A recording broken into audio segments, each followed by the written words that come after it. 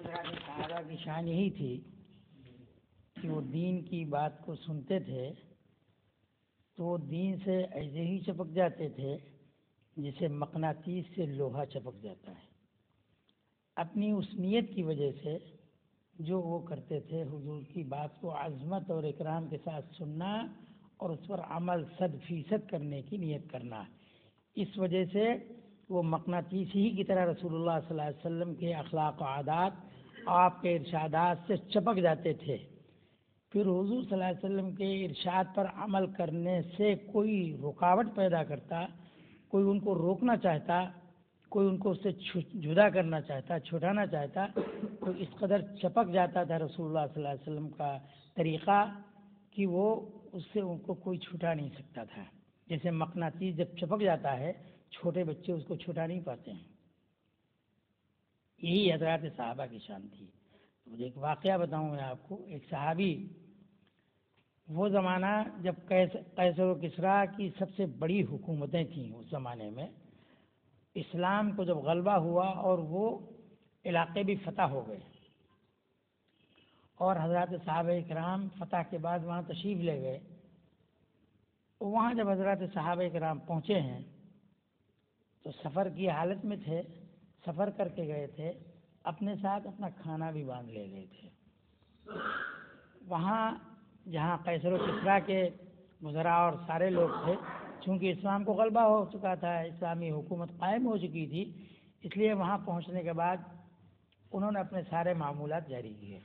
نماز تھا، نماز بھی پڑھی، وہیں سارے معاملات کیے. کھانا کھانے کا وقت آیا تو رسول اللہ صلی اللہ علیہ وسلم کی جو سنت تھی اس پر عمل کیا، یعنی دسترخوان بچھایا، ہاتھ دھو کر کھانا شروع کیا. کھانے کی سنتوں میں سے ایک سنت رسول اللہ صلی اللہ علیہ وسلم کی یہ ہے، ارشادی سنت بھی اور عملی سنت بھی، کہ اگر کھانے میں ہمارے ہاتھ سے کوئی لقمہ چھوٹ جائے اور گر جائے اتفاق سے، اور دسترخوان سے بھی ہٹ جائے، وہ گر کر زمین میں پہنچ جائے، تو کیا ہم اس کو نظر انداز کر دیں گے؟ اس لقمے کو چھوڑ دیں گے؟ اس کے لیے کوئی اسلام کی تعلیم ہے؟ کوئی نبی کریم صلی اللہ علیہ وسلم نے اس کا کوئی طریقہ بتایا ہے؟ آپ نے فرمایا کہ میری ہدایت اور میرا حکم اور میرا طریقہ یہ ہے کہ اس لقمے کو اٹھاؤ اور جو کچھ اس میں مٹی وغیرہ لگ گئی اس کو صاف کر کے اس کو کھا لو، لقمے کو کھا لو.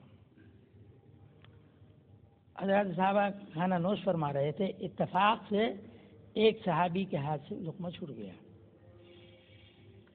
تو جیسے ہی لقمہ گرا ہے، حضور صلی اللہ علیہ وسلم کی اس سنت پر انہوں نے فوراً عمل کیا، اس لیے کہ وہ تو حضور کا طریقہ ان کی زندگیوں سے چپکا ہوا تھا.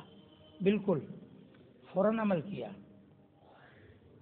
لقمہ اٹھا کر جب اٹھانے لگے تو ان کے ساتھی صحابی دوسرے، انہوں نے ان کو لقمہ دیا.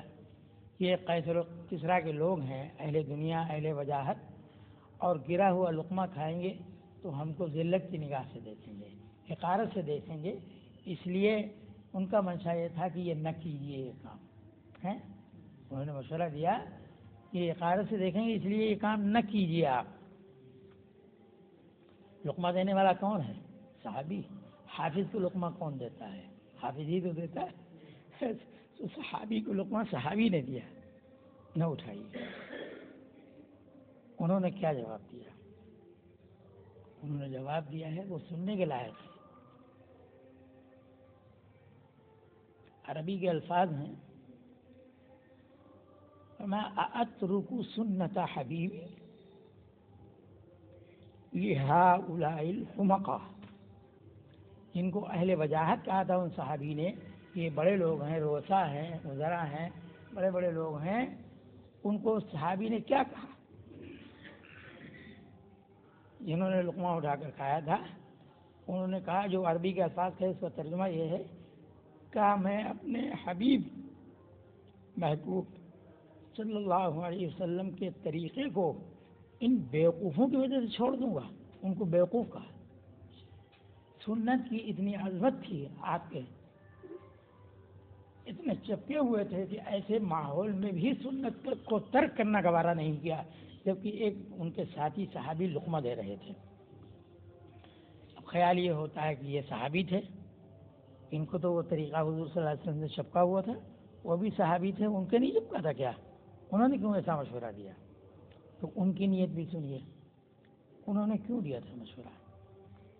انہوں نے، ان کا جو جواب ہے وہ بھی اسی جواب سے ملتا ہے، یعنی یہ احمق لوگ ہیں احمق لوگ ہیں، اس طریقے کو دے کر اس طریقے کی تحقیر کریں گے، یہ کیسا طریقہ ہے؟ ایسا ہے تو ایک سنت کی تحقیر کریں گے۔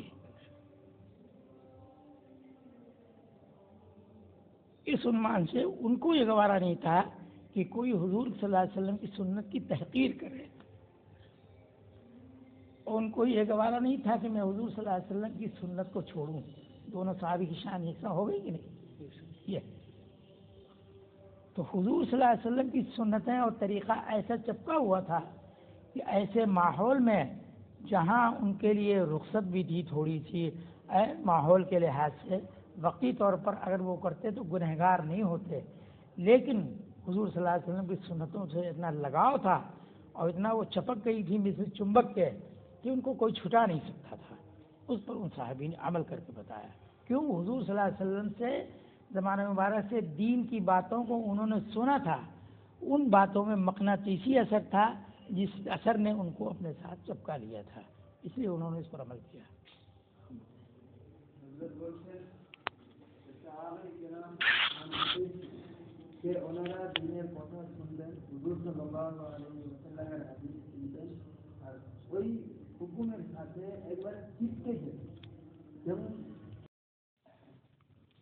حضرات صحابہ کی شان یہی تھی کہ وہ دین کی بات کو سنتے تھے تو وہ دین سے ایسے ہی چپک جاتے تھے جسے مقناطیس سے لوہا چپک جاتا ہے۔